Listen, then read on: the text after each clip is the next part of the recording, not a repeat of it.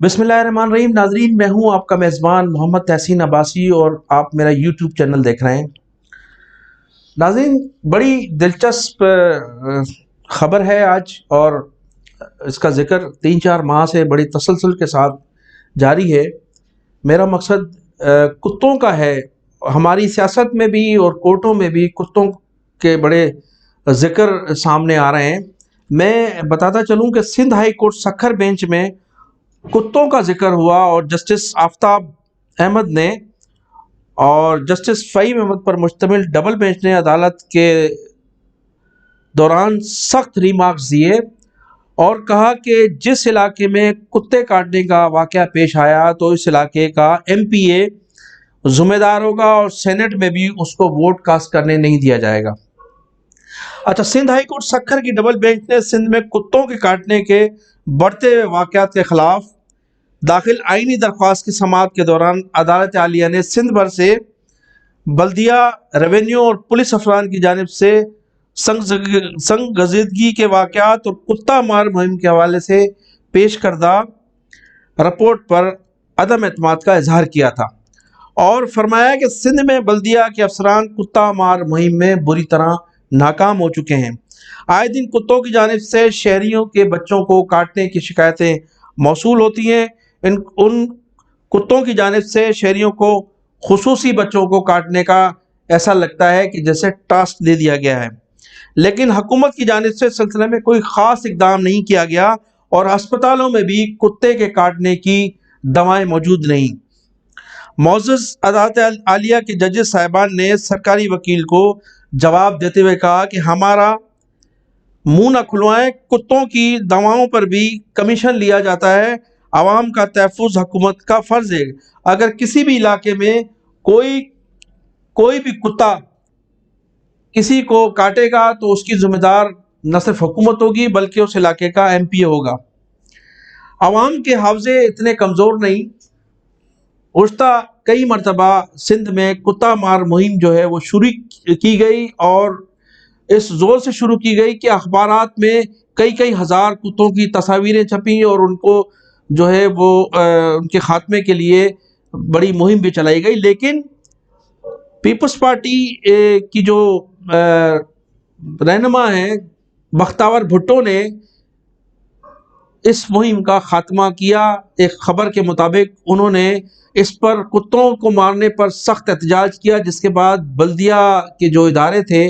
انہوں نے کتا مار مہم کو بند کر دیا. کتوں کا ذکر عموماً جو ہے وہ ہماری سیاست میں کئی مہینوں سے سلسلہ اس کا چل رہا ہے. چند روز قبل گورنر ہاؤس کی ایک گاڑی میں ایک اعلیٰ نسل کا کتا بیٹھ کر جا رہا تھا اور سرکاری لینڈ کروزر میں، اور ہمارے صوبائی وزیر جو تھے آئی ٹی کے، انہوں نے اس کی ویڈیو وائرل کی اور اس پر بھی بڑی دونوں جماعتوں کی جانب سے بڑے بیانات دیے گئے. گورنر کی جانب سے صفائی پیش کی گئی کہ اس گاڑی میں جس لینڈ کروزر میں کتا موجود تھا اس گاڑی میں میری فیملی جو تھی وہ سفر کر رہی تھی. اب یہ جو کتوں کا ذکر تھا اور وہ کتوں کی جو بحث چل رہی تھی اور اس حوالے سے کافی جو تھا تذکرہ رہا کتوں کا، تو انہی کتوں کے حوالے سے آج صوبائی اسمبلی میں ایک پی ٹی آئی کے رکن سندھ اسمبلی نے یہ ذکر کیا کہ کراچی شہر میں ایک بڑی تعداد میں کتے موجود ہیں اور جو شہریوں کو اور شہریوں کے بچوں کو کاٹ رہے ہیں، لہٰذا ان کا خاتمہ ضروری ہے. جو ہی کتے کا ذکر کیا گیا تو وہاں آئی ٹی کے جو منسٹر تھے جنہوں نے گورنر ہاؤس کی گاڑی میں سفر کرنے والے کتے کی ویڈیو بنائی تھی، وہ ایک دم طیش میں آ گئے اور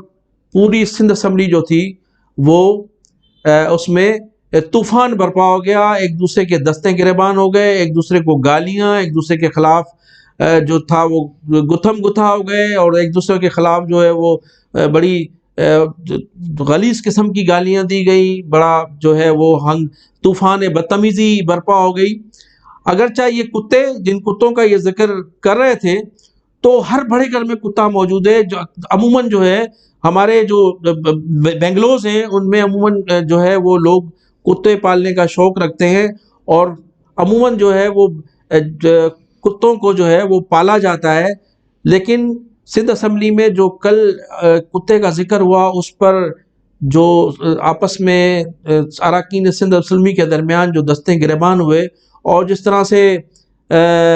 طوفان بدتمیزی ہوئی، وہ نہ صرف قابل مذمت ہے بلکہ یہ کتوں کا جو سلسلہ ہے وہ تو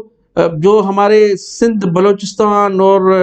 پنجاب میں اور فرنٹیئر میں جو وڈیرے ہیں وہ تو بڑے شوق سے، جو سرمایہ دار ہیں جن کے پاس وسائل ہیں، وہ نہ صرف کتوں کو پالتے ہیں بلکہ کتے اور ریچھ کی جو لڑائی ہیں وہ تو سندھ میں بڑی مشہور جو ہے وہ